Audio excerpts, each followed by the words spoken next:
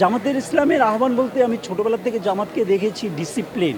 আমি একটা জিনিস আপনাকে পার্সোনালি বলি, আমি যখন স্কুল কলেজে পড়তাম ক্লাসের যে রুল 1, 2 সবচেয়ে মেধাবী ছেলেগুলা এরা জামাত করতো। আমি আমি যেহেতু শিল্পী, আমি দলমত নির্বিশেষে আমি সবাইকে ভালোবাসি। যেই দল আমার জন্য করবে, আমার দেশের জন্য করবে, তাকে নিয়েই তো আমার কথা বলতে হবে।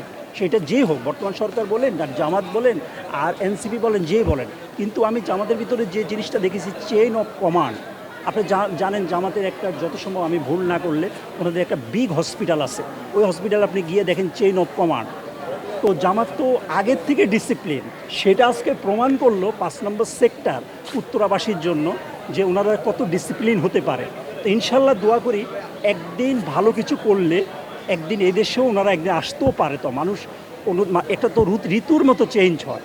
জামাত আজকে যেটা করলো, এটা আমি ব্যক্তিগতভাবে আমি আজীবন মনে থাকবে। আমার কতগুলো মেডিসিন ফ্রি করে দিয়েছে, আমার কীভাবে চেক আপটা করেছে এটা আমি জানি।